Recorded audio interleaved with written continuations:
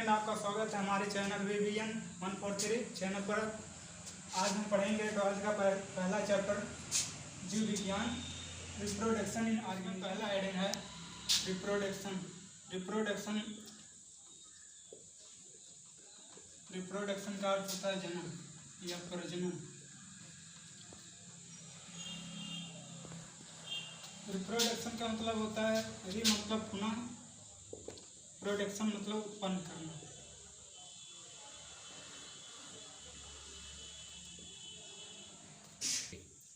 तो हम देखते हैं रिप्रोडक्शन जीव क्यों करते हैं। अगर हम रिप्रोडक्शन नहीं करें तो पृथ्वी पर से हमारा अस्तित्व खत्म हो जाएगा, इसलिए हमें रिप्रोडक्शन करना आवश्यक होता है। रिप्रोडक्शन से हमारी पृथ्वी पर अस्तित्व बना रहता है। सभी जीवों का अपने बच्चे को नहीं उत्पन्न करेगी तो हाथी का हमारी पृथ्वी पर से अस्तित्व खत्म हो जाएगा। और इसी प्रकार हमारे पृथ्वी पर से कई जीवों का अस्तित्व खत्म हो गया है।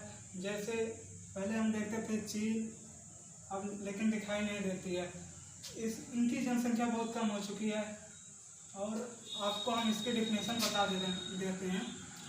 अपने समान कोई भी किसी भी जीव द्वारा किसी भी अपने समान उत्पन्न क्षमता को जन्म रिप्रोडक्शन कहते हैं। हम देखेंगे जनन कितने प्रकार का होता है, या दो प्रकार का होता है, लैंगिक जनन और अलैंगिक जनन। सेक्सुअल रिप्रोडक्शन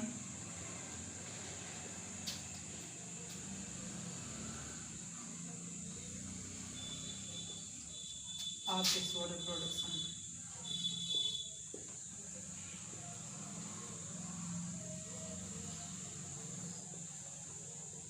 इसके बारे में हम पहले डिटेल में पढ़ लेते हैं, तब इसके बाद इसे हम समाप्त करेंगे। तो फ्रेंड, अब हम देखते हैं लैंगिक जनन। लैंगिक जनन में दो विपरीत लिंग वाले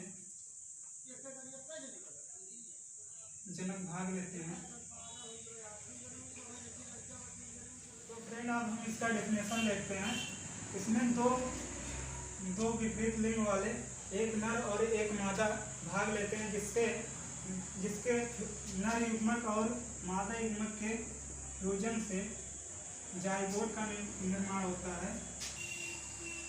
जाइगोट का निर्माण होता है और जाइगोट से बनता है भ्रूण, और भ्रूण से नई संतति का निर्माण होता है।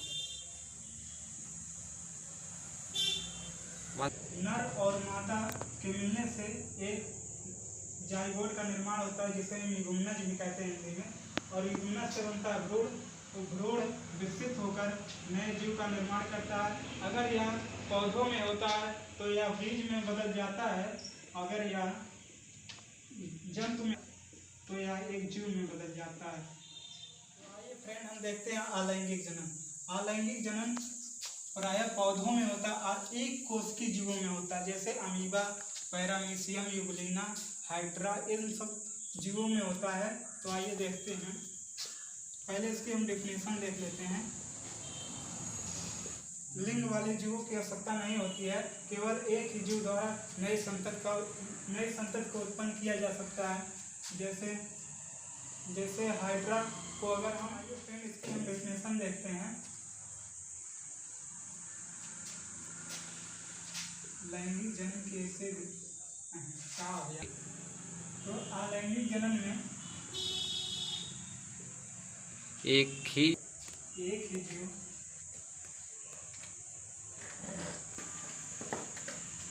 अपने समान जीव की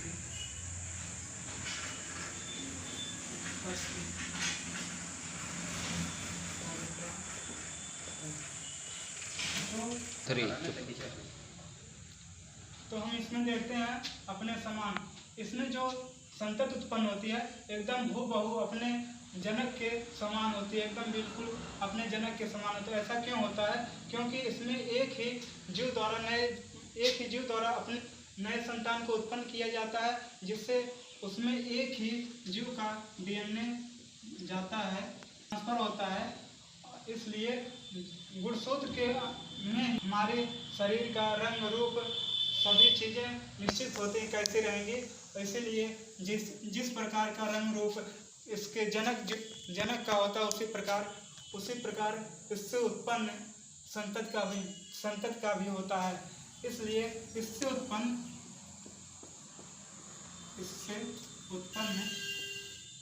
जीव को हम क्लोन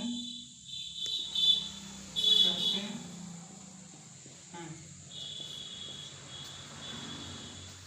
पांच प्रकार से होता है। इसके अन्य भी विधि हैं, लेकिन हम मुख्यतः 5 प्रकार के पढ़ेंगे। तो देखते हैं कौन कौन से हैं। पहला है विखंडन। पहला है विखंडन, दूसरा है विखंडन, तीसरा है जाड़करण, चौथा है पुनरुद्भवन,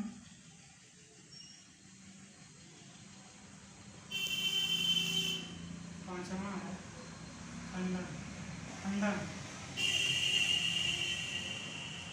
तो हम पांचवा है कायिक जनन।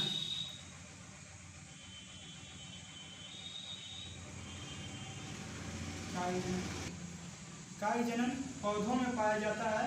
इसे हम बाद में पढ़ेंगे, पहले हम इसे समाप्त कर लेते हैं। आइए इसे हम देखते हैं इसमें क्या होता है। जनन? आइए फ्रेंड, हम देखते हैं द्विगुणन।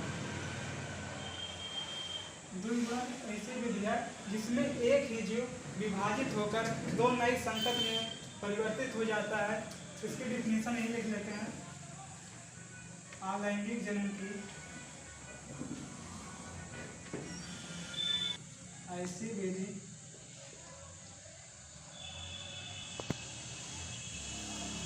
जिसमें एक जीव समसूत्री विभाजन द्वारा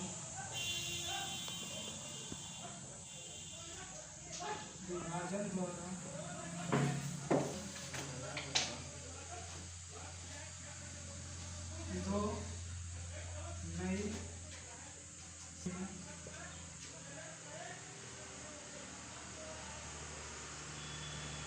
संतति में परिवर्तित हो जाता है। इसमें है समसूत्री। समसूत्री का मतलब है कि एक जीव, जैसे अमीबा है, अमीबा को हम ले रहे हैं।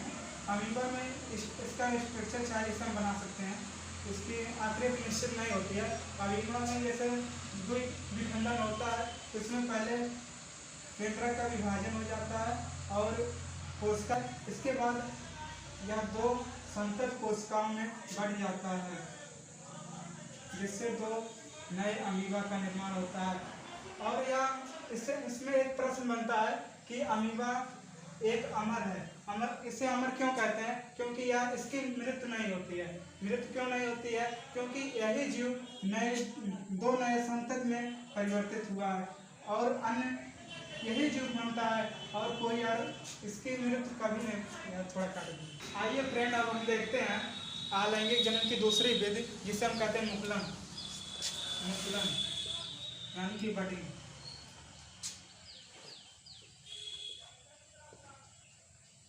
इसकी डिफिनेशन क्या है, आइए देखते हैं।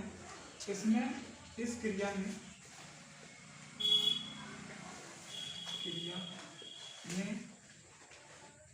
जनक जीव के शरीर पर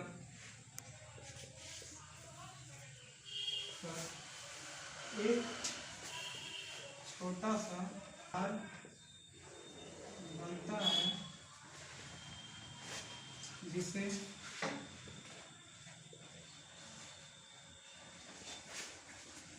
मुकुल कहते हैं।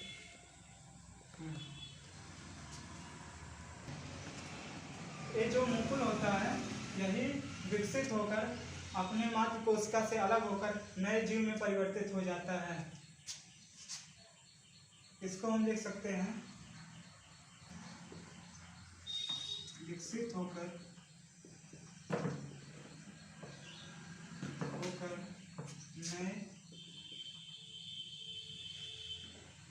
होकर अपने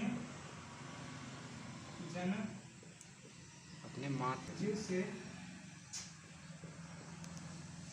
अलग होकर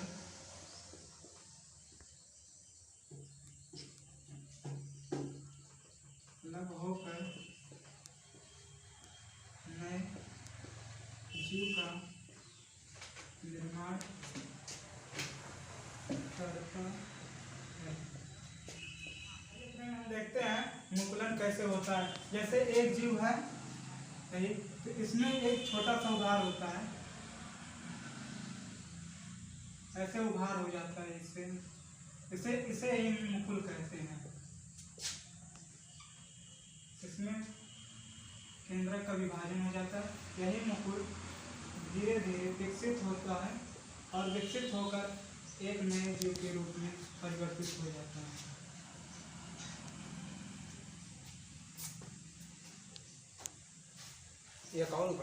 तो अब हम फ्रेंड अगले वीडियो में इसके आगे के भाग पढ़ेंगे।